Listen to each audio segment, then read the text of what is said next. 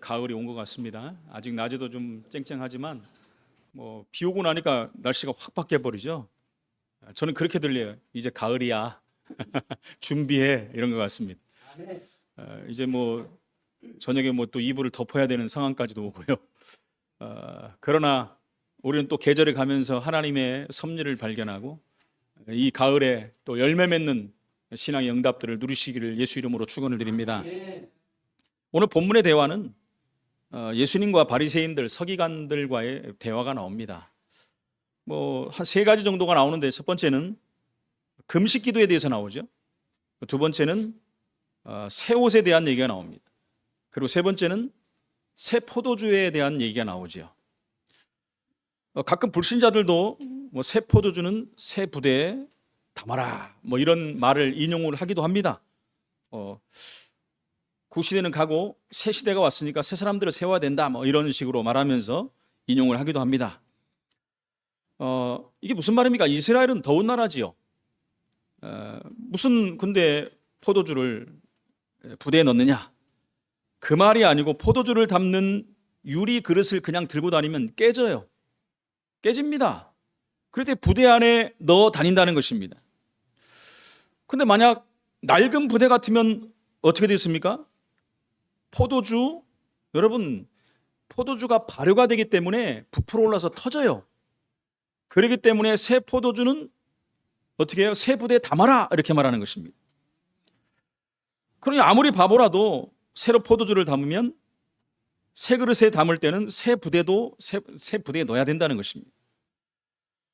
오늘 지금 바리새인 서기관들이 예수님께 질문할 때 나온 이야기입니다. 이런 질문을 했어요. 요한의 제자들도 금식 기도를 하고 우리 바리새인들도 금식 기도하고 있는데 왜 당신의 제자들은 기도하지 않느냐? 기도하지 않느냐고 책망하는 것입니다. 기도를 많이 해야 되는데, 예수님 제자면 더 많이 해야 되는데 왜 안 하느냐? 옳은 말이죠. 그런 말을 질문하는 것입니다. 왜 먹고 마시느냐? 이렇게 말하는 거예요. 무슨 뜻인지 압니다.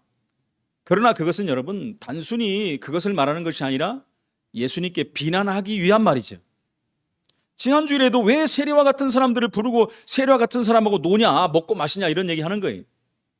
그때 예수님께서 뭐라고 했습니까? 나는 죄인을 구하러 왔다. 이렇게 설명하신 거예요.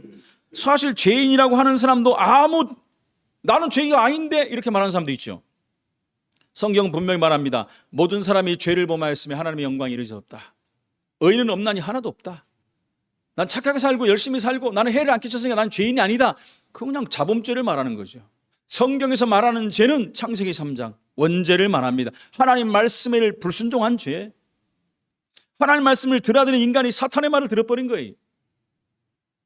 그 말을 듣고 분별해야 되는데 죄를 선택해버린 것입니다. 불신앙을 선택했어요. 그 죄를 말하는 것입니다. 그런데 죄가 뭔지도 모르는 사람들이 너무나 많다는 것입니다. 심지어 교회를 다니면서도 원죄가 뭔지 원죄와 자범죄를 구분하지 못하고 다니는 사람도 상당히 많다는 것입니다. 그래서 바리새인들이 대답할 수 없는 명답을 예수님께서 말씀한 거죠. 오늘 또 질문한 거예요. 아니 기도를 해야지 당신들 제자는 왜 기도하지 않느냐? 왜 금식 기도를 하지 않느냐? 여러분들 금식 기도 해보셨습니까? 저는 그 전에 신학하고부터 금식 기도를 많이 해봤어요. 교회에서도 주기적으로 그렇게 시키니까 하고, 제 자신도 이제 신학을 가면서 당연히 이제 기도해야 되겠다 하면서 방학만 되면 이제 기도원에 가서 금식 기도도 하고 이렇게 해보기도 했습니다. 제가 먹는 거 좋아하는 사람인데, 먹어도 많이 먹는 사람인데 얼마나 배가 고프겠습니까? 한 첫날은 너무너무 배고파요. 둘째 날 이렇게 지나가면 괜찮습니다. 3일째 되면 또 굉장히 배가 고파요. 또 그냥 막 지나갑니다. 마지막 날 되면 엄청 배가 고파요. 이제 비몽사몽 닭고기가 날아다니고 김밥이 날아다니고 이렇습니다. 쉬운 일이 아니에요. 금식 기도한다는 게. 금식 기도하면서 기도를 해야 되는데 기도를 못하고, 여러분 그냥 끙끙 앓고 다른 생각하면 금식 기도 안 하고 그냥 기도하는 게 낫겠죠. 금식 기도는 또 아무 때나 합니까, 여러분?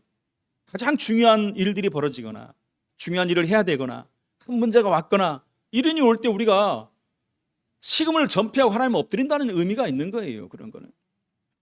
근데 여기서도 그렇게 얘기를 합니다. 왜 기도 안 하느냐? 막 이렇게 말을 합니다. 그러니까 이 오늘 질문의 목적은 제가 아까 말씀한 것 같이 목적은 비난하기 위함입니다. 예수님께서 이런 말씀하셨죠. 비유를 들어서 아니 잔치집에 잔치가 열렸는데 금식을 하면 되겠느냐? 생각해 보세요, 여러분. 잔치집에 지금 산에 진미 먹을 것이 잔뜩 모여 있는데 나는 금식 기도할 거야. 이게 맞습니까, 여러분? 그때는 실컷 먹어야죠. 아니 잔치집에 신랑이 오고 신랑 신부가 결혼하는데 거기 금식하면 되겠느냐? 여러분 결혼식장에 다 가지 않습니까? 여러분 거의 뷔페나 호텔 이런 뷔페에서 하는데 음식들이 계속 나오는데 가만히 앉아 있어. 눈은 감고. 신랑이 와서 왜 밥 안 먹어?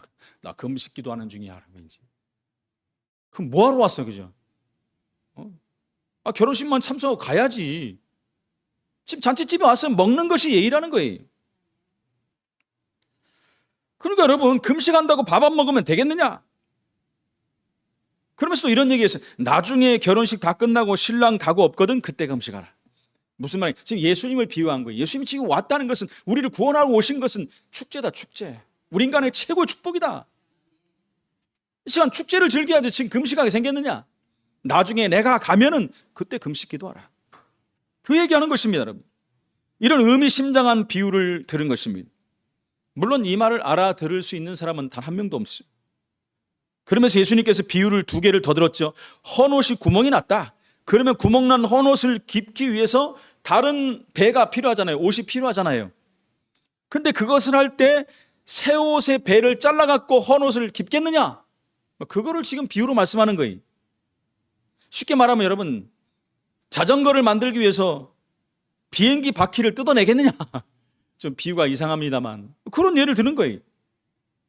그러면서 또 한 가지 뭐죠? 새 포도주를 헌부두에 담겠느냐? 이런 어마어마한 말씀을 한 것입니다. 근데 못 알아듣는 거예요. 여러분 부부가 행복하려면 어떻게 해야 되겠죠? 서로 통해야 돼요. 통해야 돼요. 그죠? 서로 통하지 않으면 안 돼요. 회사가 잘 돌아가려면 여러분 사장과 직원들과 잘 통해야 돼요. 근데 맨날 대모하고 있고 뭐가 통합니까? 그러니까 회사가 무너지는 거예요. 무너질 수밖에 없는 거죠. 자꾸 회사가 무너지면 같이 의사하게 회사를 일으켜야지. 무너지거나 말거나 돈 올려달라 이러면 어떻게 되겠습니까? 회사 망하는 거예요. 서로 뭐가 통해야지 이게 되는 거죠. 여러분 큰일을 하려면 사상이 통해야 돼요. 그죠? 그 옛날에 우리나라에 많은 그런 것들이 있지 않습니까? 막 나라를 뒤엎고 새로운 인물들이 세워지고 할 때도 같이 사상이 통하는 사람끼리 해야지 이게 맞아가지고 바꾸는 거 아니겠습니까? 이번에도 네팔이 완전히 뒤집혔을 때도 청년들이 다 한 마음이 된 거예요. 다 일어나고 으쌰해 버리니까 막 다 도망가 버리지 않습니까? 여러분 유튜브 봤습니까? 막? 장관이라는 창피하게 속옷만 입고 질질 두 다리 끌려가는 거. 도망가기 위해서 헬기 붙잡고 도망가는 거. 수많은 일들이 벌어졌습니다. 하루아침에 나라가 정권이 싹 바뀌어버렸어요. 사상이 안 통하면 안 돼. 뭘 그러냐 이러냐 이 말 저 말 하면 안 되는 거예요. 여러분 특별한 계획이 있을 때 시대적 역사도 일어나는 거예요. 아무 때나 뭐 시대적 역사가 일어납니까? 하나님 특별한 계획이 있어야 되는 거예요. 그 계획 속에 들어가면 그 역사의 주인공이 될 수가 있다는 것입니다. 여러분 열심히 교회 다니면 신앙이 좋다고들 말하죠. 그렇지 않습니다, 여러분. 저도 어렸을 때 열심히 다녀봤어요. 어렸을 때 막 늘 다니고 주일학교부터 막 쫙 다니고. 근데 다닐수록 뭔가 아닌 것 같아요. 이게 뭐야 도대체. 친구들을 보니까 주일날 뛰어놀고 운동하고 뭐 하고 싶은 거 다 보고 다 다니는데 나는 아침부터 일찍 일어나고 잠도 오래 못 자고 막 교회 가야 되고 아무리 봐도 이거 아닌 것 같아. 그래서 제가 교회를 떠나버렸잖아요. 중학교 3학년 2학년 때. 죽도록 고생하고. 안 떠났으면 그렇게 죽도록 고생 안 했을 텐데. 다시 하나님 앞에 더 나왔어요. 하나님 은혜로 나왔어요. 진짜 은혜로 하나님 앞에 나와서 새롭게 시작한 것입니다. 새롭게 시작한 제가 얼마나 열심히 했는지 몰라요. 정말 교회에서 맡겨진 거 다 했습니다. 정말. 성경 공부 다 하고 금요일 날 저녁에 목사님 모여갖고 성경 공부하고 성경 공부 안 해본 게 없습니다. 그렇죠. 막 다니면서 뭐 목사님 모시고 다니고 막 운전도 하고 막. 그 정도입니까? 막 찬양대니까 찬양대도 하고 또 주일학교 하라니까 주일학교도 하고 뭐 시키는 대로 다 했어요. 얼마나 열심히 했. 날마다 나중에 지치더라고요. 그러면서 제가 이제 신학교를 간 거예요. 신학교를 갔는데 신학교를 갔으니까 막 부담이 오는 거예요. 뭐가 설교를 해야 되는데 부담이 오는 거예요. 얼마나 부담이 가는지. 설교를 딱 시켰는데 주일학교 설교는 그래도 좀 이제 어느 정도 하잖아요. 주일학교를 제가 신학교 가자마자 주일학교를 또 맡겨가고 그것부터 부담이 갔는데 어느 날 목사님이 수예배를 하라는 거예요. 와, 아무것도 안 보이는 거예요. 큰일 났어요. 아무것도 못하고 밥도 안 넘어가요. 그러니까 집에서 모든 책들이고 뭐가 다 펴놓고 하루 종일 설교를 준비한 거예요. 하루 종일 준비했어요. 그리고 했습니다. 은혜를 받았는지 안 받았는지 나부터 헷갈리는데 막.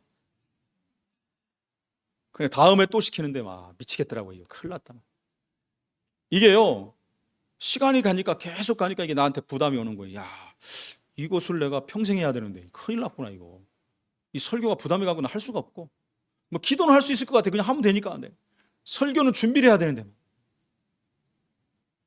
여러분 제가 신학을 30살 때 시작을 했으니 그 이전에 공부 다 끝났잖아요. 무슨 공부를 했어요. 신학교 공부도 해야지. 또 설교도 또 새로 해야지. 안 하던 거 하려니까 막 아이고 부담이 너무너무 오는 거예요. 그러다가 제가 여러분 이제 그리스도의 놀라운 비밀을 발견해 버린 거예요. 복음을 알아버린 거예요. 그 다음부터 여러분 자유함이 생기더라고요. 설교도 자유함이 생기고 부담은 가지만 지금도 이 자리에 서 있지만 다리 떨려요. 여러분 안 보이니까 이렇게 강대상을 잘 맞는 것 같아요. 이게 없었으면 흔들거리니까 다 보일 거 아닙니까? 부담 가요. 지금도 기도해도 부담 가고 다 부담 가는데도 그 속에 자유함이 있어요. 기쁨이 있고. 왜 그렇습니까? 복음이 뭔지를 아니까. 더 중요한 건 성령 충만이 뭔지 아니까. 내가 하는 것이 아니라 하나님 주신 힘으로 하는 것을 아니까.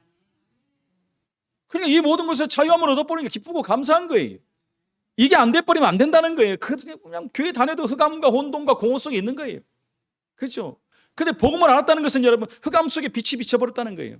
복음을 안다는 것은 여러분 공허 속에 채워지는 것입니다. 할렐루야. 혼돈이 질서가 잡히는 것이고 흑암에 빛이 비쳐버린다는 거예요.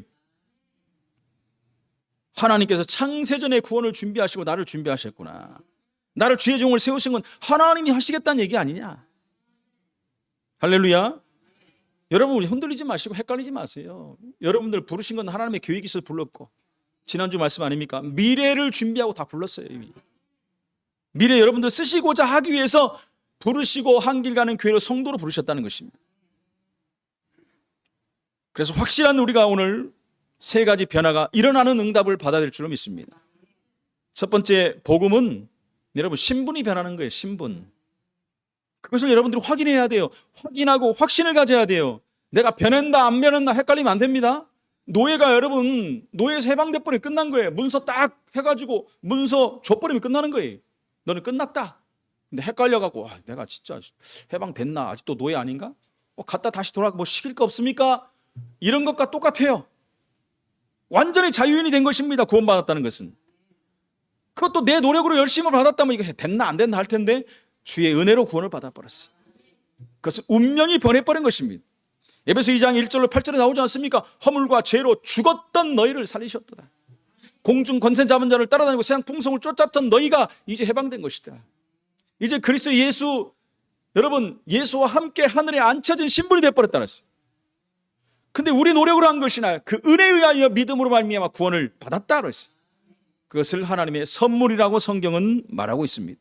복음 깨닫는 순간, 복음 받은 순간, 예수 믿는 순간 여러분 우리의 신분은 즉시 변화돼 버린 것입니다.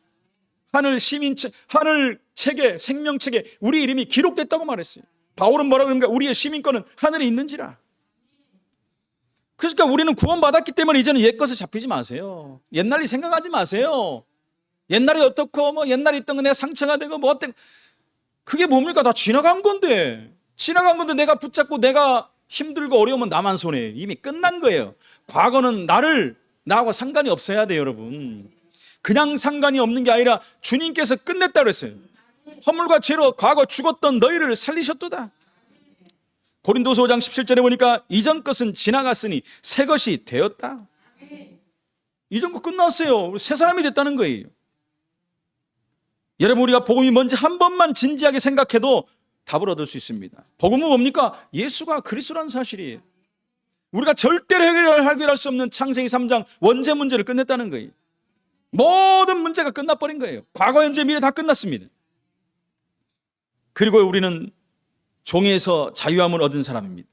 로마서 8장 2절에 보니까 그리스도 예수 안에 있는 생명의 성령의 법이 죄와 사망의 법에서 너희를 해방하였느냐. 법적으로 끝냈다니까요. 처음부터 법적으로 하나님이 법을 만들어놨어요. 이것을 따먹는 날에는 반드시 너희가 죽으리라. 살 길이 없어요.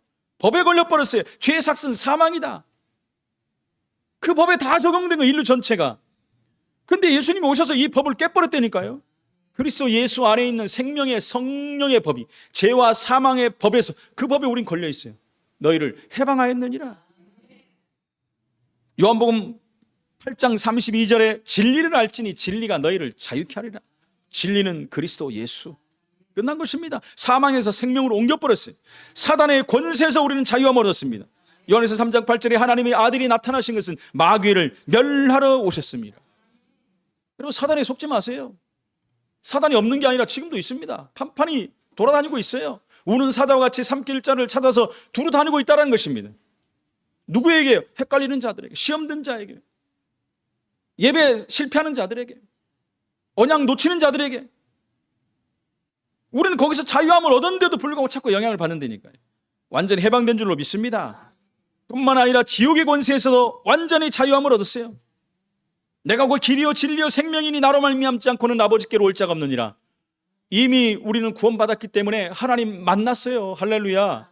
이제 지옥의 길로, 영벌의 고통 속에 그런 길로 가는 것이 아니라 영원한 길로 가는 거예요.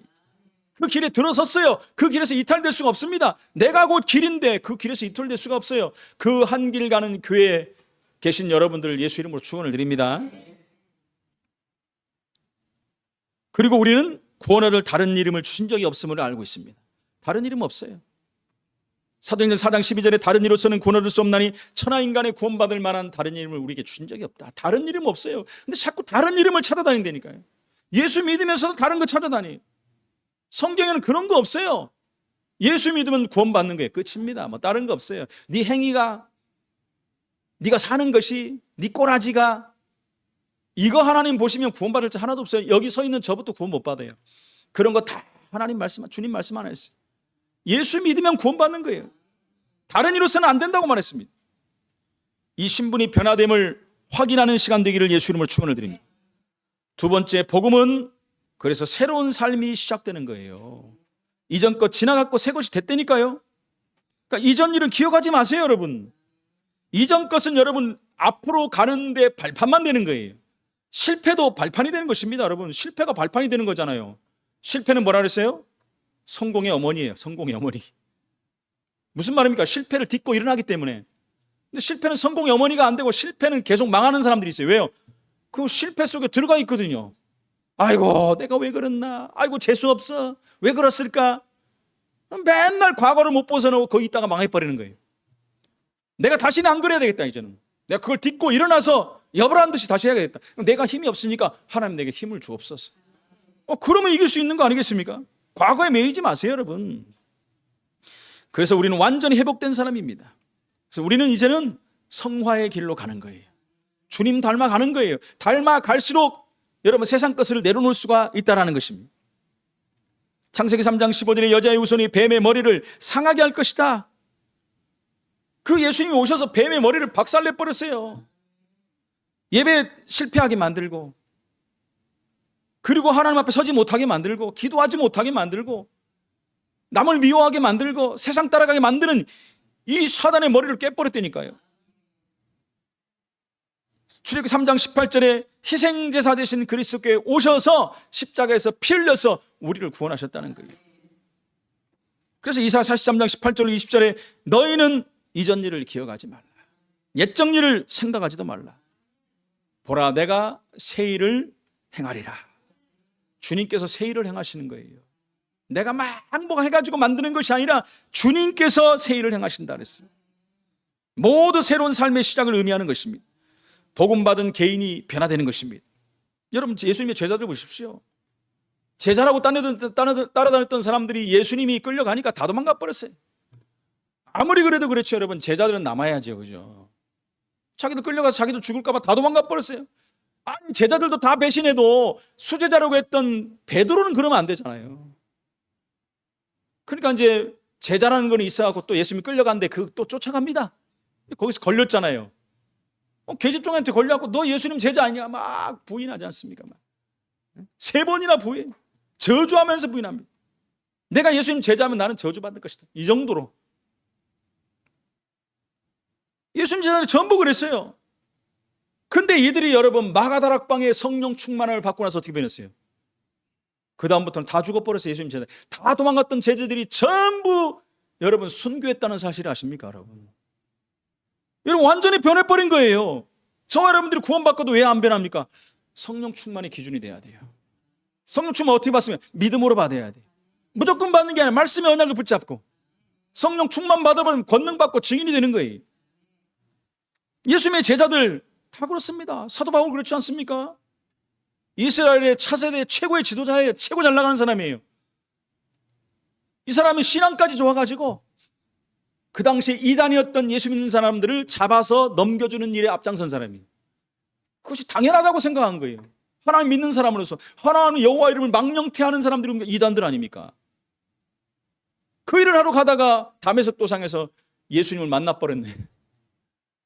만나고 나서 인생이 변해버린 거예요. 사도 바울이 완전히 변해버렸습니다. 그렇게 변해버리는 것입니다. 초대교회 전체가 변해버렸어요. 로마서 16장 인물들을 보세요, 여러분. 서슬이 펄한 그 시대, 예수 믿으면 죽는 시대, 그들은 복음 전하는 전도자가 된 것입니다. 히브리서 11장의 인물들 보십시오. 여러분 전부 그들의 일생을 한번 보세요. 편안한 시대가 없었어요. 전부 위기 시대, 고통하는 시대, 그들은 하나님 앞에 믿음을 고백하고 하나님 앞에 쓰임받는 자가 됐다는 것입니다. 여러분 복음 들어간 국가들이 변화되는 걸 우리 알지 않습니까? 복음이 어디서 시작됐어요? 이스라엘에서 시작됐지 않습니까? 이스라엘에서 로마로, 독일로, 영국으로, 유럽 전역으로 그 복음이 미국으로, 한국으로, 그 한국으로 들어왔을 때 한국은 여러분 전 세계를 찾아볼 수 없을 만큼 여러분 경제 발전을 이룬 나라가 됐어요. 한국교회는 전 세계 유례를 바라볼 수 없는 부흥의 역사를 이루고 있어요. 세계 여러분 인구수 비율로는 세계 1위예요. 지금도 선교사 많이 파송한 나라. 복음을 받고 구원받고 이 축복을 받을 수밖에 없는 나라인데 지금 와서는 어떤 일이 됐습니까, 여러분? 교회들이 힘을 잃어버리고 교회들이 다 분열이 되고 교회를 우습게 하는 시대가 돼버렸고 목사님들을 잡아가는 시대가 돼버리고 이제 복음 막히는 시대가 돼버렸다니까요. 심각한 시대입니다, 여러분. 영국에 대해서 말씀하지 않습니까? 영국의 여러분 정권 잡은 사람들이 거의 다 여러분 모슬림이라는 거 아십니까? 영국은 기독교 국가예요, 지금도. 근데 전부 모슬림 사람들이. 얼마 전에도 목사님이 성경을 밖에서 읽었다는 걸 갖고 구속시켜버렸어요. 근데 모슬림 사람들은요, 때려 모여서 다 길바닥에서 다 절에도 안 잡아갑니다. 심지어 모슬림에서 와가지고 영국 여자아이를 성폭행을 했어요. 데려갔는데 어떻게 됩니까? 이 사람은 풀어줬어요. 외국에서 돈 벌러 와가지고 힘들다 보니까 이런 짓을 졌는데 봐주자 이렇게 해버려요. 근데 이것을 갖고 막 이렇게 계속 상고를 한 사람들은 여러분 감옥에 집어넣어 버렸어요. 이렇게 되는 것입니다. 독일이 그렇게 됐고요. 지금. 프랑스가 그렇게 돼요. 전부 여러분 모슬림 사람들이 그 나라 다 장악했어요. 근데 여러분 소망이 있는 이유는 이번에 제가 어떤 메시지를 들었는데 영국에서 수많은 청년들이 일어나갖고 국회 앞에서 데모했다는 거예요. 기독교 국가로 우리는 환원해야 된다. 하나님께 돌아가야 된다. 소망이 있어, 소망. 감사하더라고요, 여러분. 프랑스 보십시오. 전부 이상한 것들이 정권을 잡아가지고 나라를 다 무너뜨리고 있습니다, 여러분. 그렇게 완전히 기독교 국가였던 나라들이, 유럽 국가들이 다 무너지고 있다는 거예요. 복음 들어갔을 때 그 나라는 여러분 전 세계를 장악한 나라가 됐어요. 영국은 여러분 알지 않습니까? 해가 지지 않는 나라. 전 세계를 다 식민구를 둬버렸으니까. 모든 길은 로마로 통한다. 알지 않습니까, 여러분? 독일 보세요. 전 나라들이. 복음 들어간 나라, 미국 보십시오, 여러분. 지금도 미국의 대적한 나라는 다 무너집니다, 여러분. 다 무너질 수밖에 없는 거예요. 마태복음 16장 13절 20절 우리 말씀합니다. 주는 그리스도시요 살아계신 하나님의 아들이십니다. 여러분 복음의 비밀이 너무 커갖고 당장 이해할 수 없을 수도 있어요. 여러분 그렇게 기도해야 돼요. 복음의 그 높고 넓고 길고 깊고 오묘한 비밀을 발견하게 해달라고, 알게 해달라고. 현재 삶의 시작부터 복음을 붙잡은 여러분들은 변화될 것입니다. 이 복음이 체질화되어 버려야 돼. 구원 받는데도 왜 안 됩니까? 체질화가 안 돼요. 옛날 습관, 옛날 것 그대로 갖고 있기 때문에 안 된다는 것입니다. 복음이 깊이 뿌리를 내려야 돼요. 하나님 말씀이 우리 안에 들어가야 돼요. 세상 것들은 잔뜩 들어가 있는데 복음이 안 들어가. 하나님 말씀은 살았고 운동력이 있다는데 그 말씀이 우리 안에 들어가면 우리 모든 것을 변화시킨다. 그렇죠. 혼, 영, 관절, 골수까지 찔러 쪼개기까지 하고 우리 마음과 생각을 감찰임을 변화시킨다는 거예요. 옛날의 상처, 체질, 악성, 악한 습관들, 나도 모르게 들어갔던 것들, 어떤 사람은 알지도 못해 그거 있는지도 몰라. 나도 모르게 이렇게 딱 뿌리 내리고 각인된 것들 완전히 바뀌어버려야 됩니다. 사람에게 가장 안 되는 것들이 뭡니까? 갱신이 안 되는 거예요. 교회가 가장 안 되는 게 뭡니까? 개혁이 안 되는 거예요. 바뀌기가 힘든 거예요. 나라도 바뀌기 힘들고 개인도 바뀌기 힘들고 교회도 바뀌기 힘들고 교단도 바뀌기 힘들어요, 여러분. 여러분, 개혁운동 할 때 얼마나 많은 사람들이 죽었습니까? 여러분? 종교 개혁할 때 성경으로 돌아가자 했는데 그걸 반대한 중세 교회들이 일어나고 다 죽였지 않습니까? 막. 우리도 마찬가지입니다, 여러분. 진짜 우리가 아니라면 바꿔야 돼요. 갱신해야 돼요. 온전한 사람으로 돌아가야 돼요. 온전한 건 뭐예요? 바뀌지 않는 사람. 하나님의 사람으로 바뀌지 않는 사람. 복음으로 그렇게 하려면 모든 것을 적용해야 됩니다. 모든 것을 적용해야 돼요. 복음은 복음대로 받고 적용은 안 하고 세상 방법대로 하고 내 체질대로 버리면 안 된다는 거예요. 모든 일과 문제가 오거든 사건이 일어나거든 누구를 만나든 어디를 가든지 복음으로 적용하시라니까요. 내가 오늘 왜 여기 왔는가? 내가 왜 오늘 이 사람을 만났는가? 하나님 왜 이런 일이 벌어졌습니까? 그렇죠. 사건이 일어날 때 왜 이런 사건이 벌어졌습니까? 큰 일이 왜 이런 일이 일어났습니까? 복음을 적용하시라니까 거기에다가요. 오늘 세 번째, 복음은 증인의 삶을 사는 것입니다. 복음은 반드시 증거가 나타나게 돼 있어요. 나부터 증거가 나타나, 나부터 변화되니까 그것을 가지고 증인이 되는, 내 삶 자체가 증인이 되는 거예요. 나는 왜 안 될까라고 말하는 분들 많이 있습니다. 나는 왜 안 될까? 나는 안 돼요. 그러나 복음으로 됩니다. 여러분이 복음의 사람이 맞다면 증거를 얻는 증인이 될 것입니다. 우리가 해야 될 것은 뭡니까? 내가 노력하고 열심히 해서 되는 게 아니에요. 복음 앞에 서면 돼요. 결단하면 됩니다. 예배 성공하시고 말씀 붙잡고 내가 하루를 사는데 늘 말하잖아요. 24시간을 사는데 하나님 앞에 서는 귀한 시간이 있어야 돼요. 일론 머스크는 하루 12시간을 일한다고 합니다. 12시간을 일한대요. 그 사람이 재산이 지금 600조입니다. 600조. 10년 안에 회사를 8배 성장시키면은 여러분 놀라지 마시고요. 1,400조를 받는데요. 1,400조. 들어보셨습니까? 이 사람이 얼마나 노력을 하는지 몰라요. 잠도 안. 그러니까 그 정도 부자면 그냥 다 시키고 할 텐데 이 사람은요 머리도 안 감고 막 대충 옷 입고 이렇게 살아요. 안 될 수가 없는 거 안 될 수가. 근데 그 사람이 하나님 믿어버린다 끝나는 거죠. 그 입으로 고민을 저번에 한번 얘기는 했어요. 제가 말씀드렸잖아요.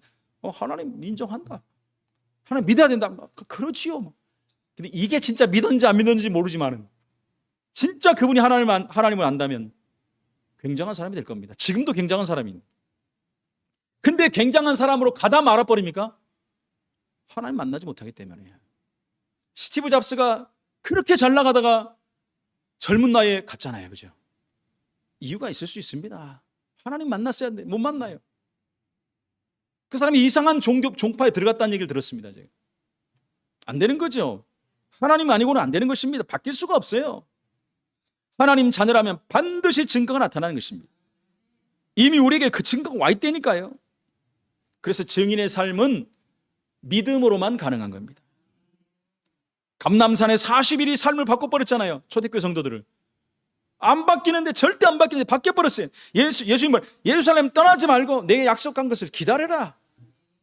너희는 몇 날이 못 되어 성령으로 세례를 받을 것이다. 사도행전 1장 8절에 예수님이 말하면 그 약속이 뭐냐? 오직 성령이 너희에게 마십니다. 너희가 권능을 받고 예루살렘, 유대, 사마리아와 땅끝까지로 내 증인이 되리라. 기준을 말했어요. 기준이지만 이것이 모든 것입니다. 모든 것이면서 완전한 것이에요. 그게 뭐예요? 성령 충만. 너희로는 안 된다. 성령 충만 받아야만 되는 것이다. 그들이 한 건 하나 딱 잘한 게 있어요. 약속 붙잡고 도망가지 않고 하나 되어서 기도했다는 거예요. 사도행 1장 14절에 더불어 그렇죠. 마음을 같이하여. 그 다음에 뭐라 그랬죠? 오로지 기도에 힘쓰니라.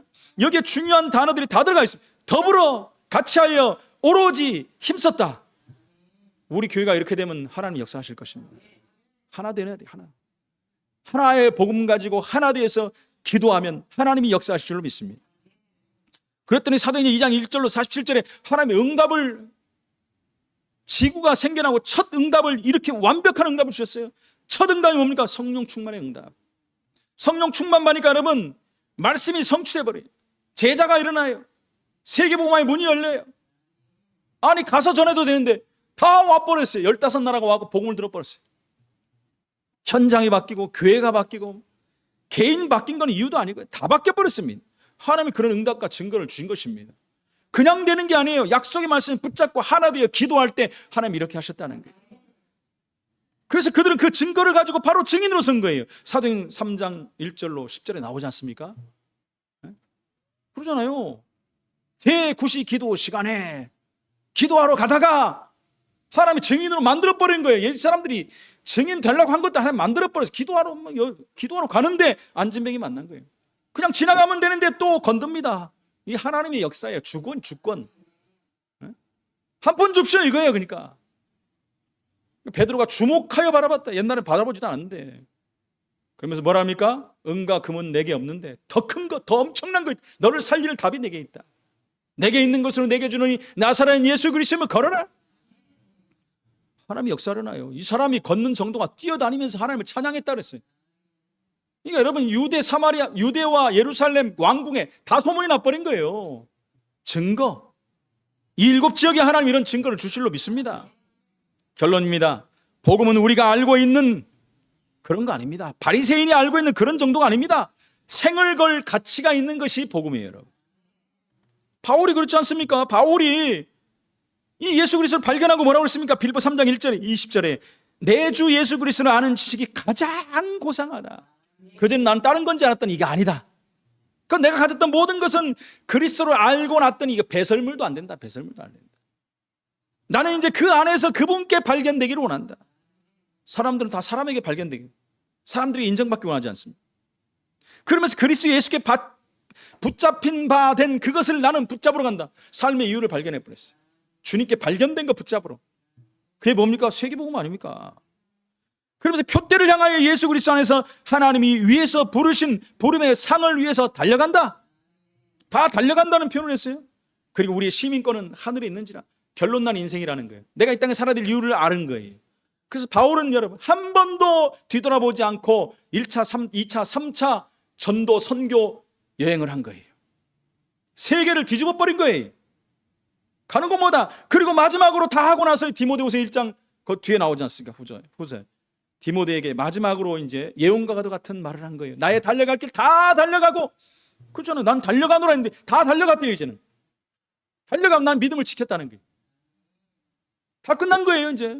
그리고 뭐라고 합니까? 이제는 마지막 내가 바랄 것은 의의 멸류관을 기다린다. 생명의 멸류관을 줄 것이니까. 우리 신앙이 이런 신앙이 돼야 될 줄로 믿습니다. 고린도서 1장 18절에 복음은 하나님의 능력이라 그랬어요. 이 복음은 모든 믿는 자에게 구원을 주신 하나님의 능력이다. 할렐루야. 이 복음이 뭡니까? 예수가 그리스도라는 게 복음이잖아요. 그 안에는 지혜와 지식 모든 보화가 감추어 있느니라. 차단해서 여러분 거 만드시기 바랍니다. 여러분 수고하고 무거운 짐진 자다 다 내게 오라. 여러분 수고하고 무거운 짐 주님 앞에 내려놓으세요. 왔다가 갈 때 다시 들고 가지 마시고 그냥 다 내려놓고 가세요. 내 말을 듣고 나 보내신 이를 믿는 자는 영생을 얻었고 심판에 이르지 아니하나니 사망에서 생명으로 옮겼느니라. 하나님이 세상을 이처럼 사랑하사 독생자를 주셨으니 이는 저를 믿는 자마다 멸망치 않고 영생을 얻고. 기준은 뭡니까? 믿는 거예요. 뭐 다른 거 원하지 않습니다. 다른 건 그 다음이고 가장 먼저 할 것은 믿고 구원받아야 돼요. 구원받은 자들이 이제 성화돼가 돼요. 그러면 영화의 축복 속으로 들어가는 것입니다. 여러분들 갈등이 있습니까? 나에게 어떤 갈등이 있습니까? 오늘 갈등 갖고 오셨습니까? 나는 누구인지를 먼저 확인하시고 내 삶이 어떤 삶을 살고 있는가 확인하십시오. 그것도 하나님 앞에서. 그러면서 복음받은 하나님 자녀의 가치가 얼마나 엄청납니까? 고린도서 3장 16절 우리를 성전 삼고 성령께서 안에 계시다 그랬어요. 우리는 복된 존재예요. 여러분 자신을 과소평가하지 마세요. 그렇다고 교만하지 마시고 자만하지 마시고 자부심을 갖고 자긍심을 갖고 자존심을 가지라는 거예요. 내가 누구라는 걸 알아야 돼. 내가 네 속에 너와 함께 영원토록 계시겠다 그랬잖아요. 떠나는 법이 없어요. 오늘날 많은 교회들이 자꾸 떠난다고 그래. 성경이 떠나는 법이 어디 있습니까? 내가 너와 함께 영원토록 있겠다 그랬는데. 거짓말 하십니까? 한국계 절반 이상이 떠난다고 그러고 죽어봐야 한다고 그러고 네 행위를 봐야 한다고. 행위로 여러분 구원받을 것 같으면 예수 뭐하러 믿습니까? 호합사 가지고 호합사. 그죠? 얼마나 공기 좋고 물 좋고 국수 주고. 근데 왜 우리가 하나님 앞에 나옵니까? 구원 받았기 때문에 나오는 거예요. 받아버렸어요. 끝났어요. 에베소 1장 3절에 뭐라고 합니까? 그 안에서 너희도 진리의 말씀 곧 너희의 구원의 복음을 듣고 그 안에서 또한 믿어 약속의 성령으로 인치심을 받았으니. 복음을 듣고 인치심을 받아. 딱 쳐버려. 성령으로 인쳤어요. 우리 안에. 인쳤다는 건 뭐예요? 새겨버렸어요. 지울 수 없어요. 성령으로 인쳤다는 거예요. 떠날 수도 없어요. 내가 네 속에 함께 영원토록 있겠다 그러잖아요. 영생을 주었노니 그러잖아요. 끝났어요. 끝났어. 여러분들 복받은 사람입니다. 그분이 그냥 있는 게 아니라 로마서 8장 26절에 보니까 성령이 친히 우리 안에서 강구하신대. 우리가 기도하지 못할 때도, 우리 낙심하고 힘들어서 기도하지 못할 때도 주님이 나를 위해서 기도해 주신대요. 얼마나 감사합니까? 그리고 우리 그 문제, 사건, 어려움들 다 합력하여 선을 이루느니라. 여러분 실패가 아니에요. 그것 가지고도 하나님은 선을 이루십니다. 하나님 영광에 쓰임받는 일로 바꾸십니다. 그럼 우리가 해야 될 일은 뭡니까? 마태복음 12장 28절 3절 성령으로 힘입어서 귀신을 쫓아내버리고. 그러면 하나님 나라가 임하였느니라. 그리고 강한 자를 결박하라. 장로는 꼭 기도하시잖아요. 흑암세력은 결박될지어다. 박살내버려야 돼 완전히. 그러면 우리를 통해서, 우리 교회를 통해서 하나님은 하나님의 일을 이루실 것입니다. 여러분 분명한 언약 붙잡고 7지역 24만 영혼 다 살아나는 그날까지 이 응답 누리시기를 예수 이름으로 축원을 드립니다. 전능하신 하나님 은혜를 감사합니다. 구원받은 하나님 자녀의 그 놀라운 비밀을 주신 하나님 감사합니다. 어떤 문제 사건 앞에 흔들리지 않는 구원의 확신을 가지고 하나님 주신 최고의 복된 삶이 되게 하여 주옵소서. 그리고 그 응답받은 증거를 가지고 고통과 저주 재앙 가운데 무너지는 7지역 24만 영혼을 살리는 증인으로 서게 하여 주옵소서. 우리 힘으로 할 수 없기 때문에 성령 충만 주신다 그랬사오니 성령 충만받고 권능받아 증인되어지는 삶이 되게 하여 주옵소서. 예수 그리스도 이름으로 기도합나이다. 아멘.